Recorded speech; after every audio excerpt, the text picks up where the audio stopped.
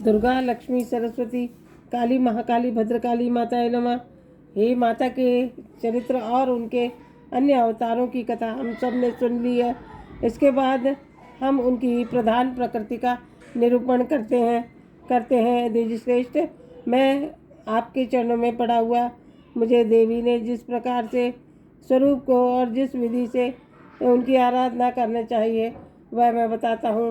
माता की आराधना किस प्रकार की जाए।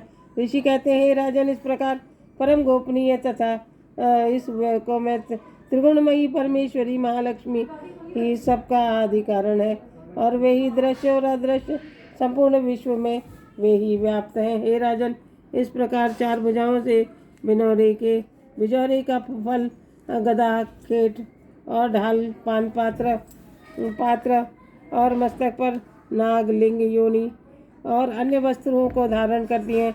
तपाए हुए स्वर्ण के समान उनकी कांति है, तपाए हुए सूर्य के समान भूषण से और इस प्रकार तेज से शून्य जगत का पानी ग्रहण कर परमेश्वरी महालक्ष्मी और संपूर्ण जगत शून्य देख करके तमोगुणी उपाधि के द्वारा एक उत्कृष्ट रूप को धारण किया।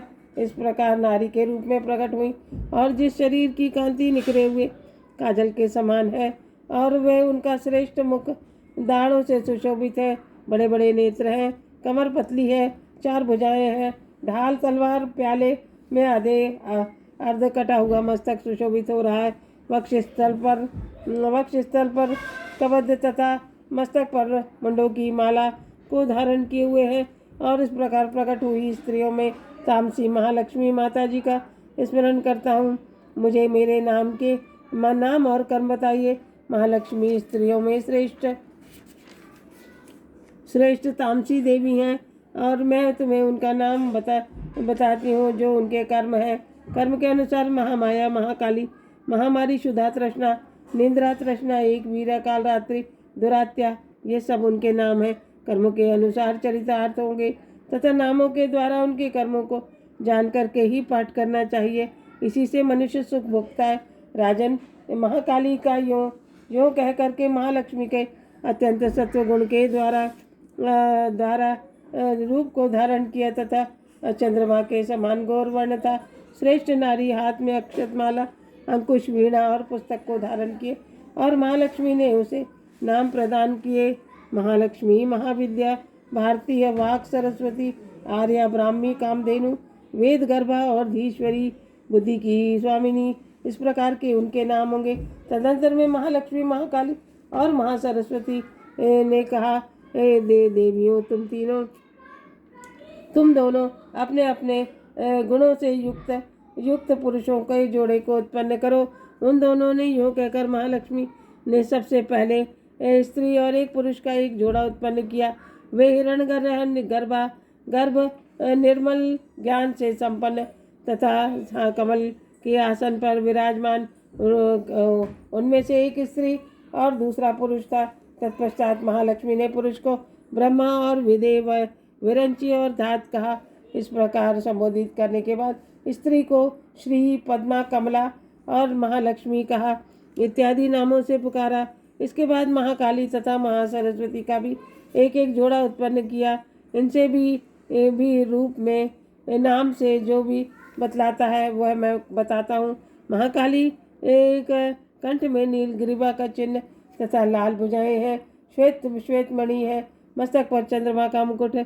पुरुषों में वह गोरे रंग की स्त्री को जन्म दिया तथा वह पुरुष रुद्र, शंकर, स्थाणु, कपर्दी तथा त्रिलोचन के नाम से प्रसिद्ध हुए तथा स्त्री में त्रयी, विद्या, कामधेनु, भाषा, अक्षरा, स्वरा के नाम उपस्थित हुए। हे राजन, महासरस्वती ने गोरे रंग की स्त्री तथा श्याम रंग के पुरुष को उत्पन्न किया। वे दोनों के नाम मैं तुम्हें बतलाता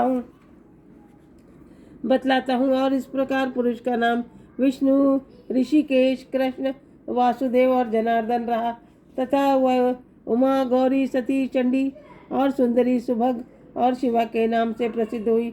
इस प्रकार तीनों युवतियाँ भी तत्काल पुरु रूप को प्राप्त हुई और इस प्रकार बालकों को ज्ञान देने के लिए लोगों को समझ सकते हैं कि दूसरे अज्ञानी पुरुष इस रहस्य को नहीं जान सकते।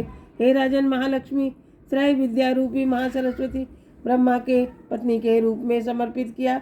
रुद्र को वरदायिनी गौरी और भगवान वासुदेव को लक्ष्मी दे दी। इस प्रकार सरस्वती ने के साथ संयुक्त होकर के ब्रह्मा जी ब्रह्मांड कमल पर ब्रह्मांड को उत्पन्न करने लगे तथा परम पराक्रमी भगवान रुद्र गौरी के साथ मिलकर के उन सबका भेदन करने लगे। राजन, इस प्रकार ब्रह्मांड में प्रधान महातत्व तथा कार्य समूह महाप्रपंच भूतपूर्वक समस्त स्थैव जंगम रूप और जगत की उत्पत्ति हुई। फिर महालक्ष्मी ने भगवान विष्णु के साथ जगत का पालन किया तथा प्रलय काल में गौरी के साथ मिलकर के परमेश्वर ने उसका संहार किया। महाराज, महालक्ष्मी और सर्व तत्वमयी पुरुषों की अधीश्वरी तथा निरंकार और साकार रूप में रह करके नाना प्रकार के नामों को धारण करती हुई सत्गुणवाचक सत्य ज्ञान चित्त महामाया तथा नामांतरों से इस प्रकार महालक्ष्मी का निरूपण करना चाहिए। केवल मात्र महालक्ष्मी मात्र से अथवा अन्य प्रत्यक्ष प्रमाण की कोई वर्णन करने की आवश्यकता नहीं है। माँ स्वयं माँ है और वे पूजन जिस प्रकार भी की जाए वह उसे स्वीकार करते हैं। भक्तिमय होकर के माता की पूजन ही संपूर्ण पूजन का विधान है। दुर्गा, लक्ष्मी, सरस्वती, काली, महाकाली